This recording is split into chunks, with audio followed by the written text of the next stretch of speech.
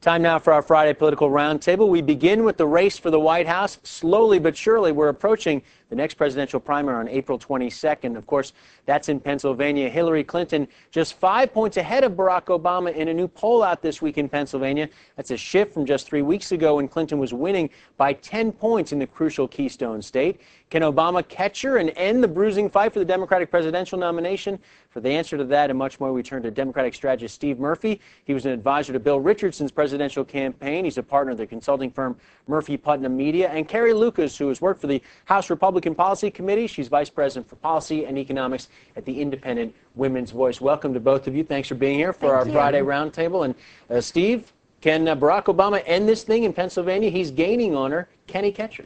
Probably not, but this is a pretty close margin right now. Hillary Clinton has polled between 48 and 53% in Pennsylvania in every poll we've seen the last 6 weeks.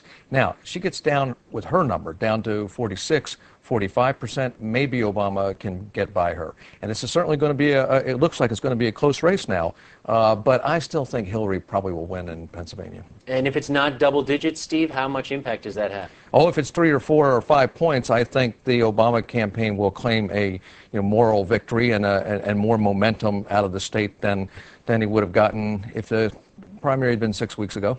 Carrie, you've seen the poll numbers close. What's going on here? And do you think Barack Obama could indeed catch her in Pennsylvania? I have to agree that I don't see. I think that this is still Hillary's to lose, and I would imagine that she will end up pulling it out. It's a question of how big and what the momentum looks like coming out of this race. But let's remember, I think that it's also important, no matter what comes out of here, Hillary Clinton's been pretty clear that she's in this for the long haul. She's not going to. It'd have to be, I think, a big defeat or a big shift for her to really seriously consider withdrawing. So Democrats better buckle down for a couple more primaries after this one. If she squeaks by or if Barack Obama wins this thing, is she out? Remember, Hillary's never been in a position in this race where it would have been appropriate for her to drop out. It's always been a close race. But if she loses in Pennsylvania, I think the time has probably come for her to start thinking about getting out, and I expect her to do the right thing at the right time. Now, Carrie, the big issue for a lot of people in Pennsylvania is the economy. We've had all the candidates talking about the economy. We had John McCain this week who signaled perhaps a little bit of a reversal here with regard to federal intervention to help Americans facing foreclosure. Took a pretty tough line on no federal bailouts earlier. Seems to have softened that somewhat in the last couple of days. Absolutely, and I think this is the type of thing that I'm sure that Senator McCain is looking at, trying to appeal more to that all-desirable independent or moderate voter. But he needs to watch out, because there are a lot of real conservative Republicans who are free market believers in the free market, who look at this and have always had some gripes with Senator McCain, and look at this and it makes them really shake their heads and think, gosh, this is not what we are supposed to be standing for. Government intervention has very costly, and of course we all want the economy to turn around, but let's remember that government intervention often makes problems instead of solving problems. Steve, was this a flip-flop by John McCain? Well, of course it was. I mean, he said very clearly that he didn't think a federal intervention was appropriate. And this also illustrates a broader problem, I believe, that John McCain has. Right now, he is running an Indiana Jones-style campaign, making it up as he goes along. That, over the long haul, is going to lead American voters to not have as much confidence in him as president as he wants. Carrie, has he done enough to solidify his base in this intervening period while so much attention is being devoted to the Democrats?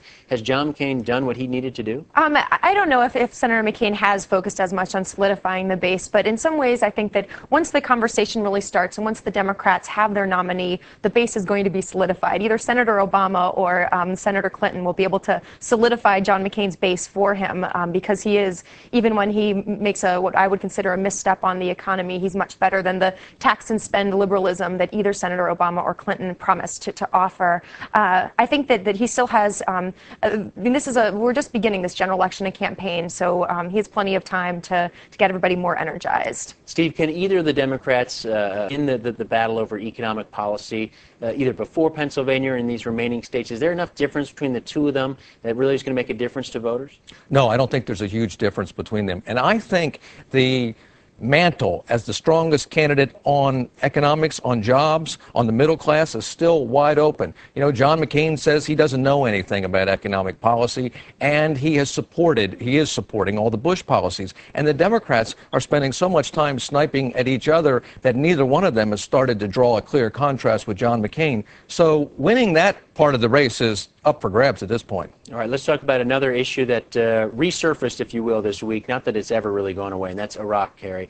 We had General Petraeus on the Hill spelling out his policies, recommendations to the president agreeing he'll agree to this pause in U.S. troop withdrawals, 140,000 troops in all likelihood in Iraq when Americans go to vote in November. Because it's now essentially set, does that remove Iraq somewhat as an issue? Oh, absolutely not. I still think that as much as the economy is a huge issue, this is still an election that will be largely decided on what people think about the war in Iraq and who's going to keep our country safe moving into the next administration. And while I know there's a lot of people out there, and the Democrats tend to always think that because people don't like the war in Iraq or now think that it was a mistake to go in, that they're going to automatically want a new commander-in-chief or someone who's going to radically reverse the policies of the Bush administration. I think they need to be careful, because what we saw this week was Senators Obama and Clinton really seemed to want to deny progress in Iraq and seem to be looking for a way to get us out instead of get us victory. And ultimately, I don't think that's what the American people are going to want. So this can be a tough issue for the Democrats, I think. General Petraeus' appearance on Capitol Hill, a boost to John McCain?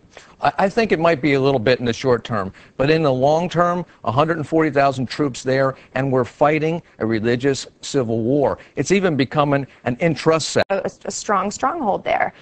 So as much as that's, I think that may be a little bit wishful thinking on the Democrats' part. All right, we're out of time. Steve, one quick question to you. Yes or no, does Barack Obama stay in the private campaign finance system? Does he take public money, or does he stick with the billions he's getting? He's not going to take the federal money. All right, that's the answer to that. Steve, thanks very much. Carrie, appreciate you joining us as well, our Friday Political Roundtable.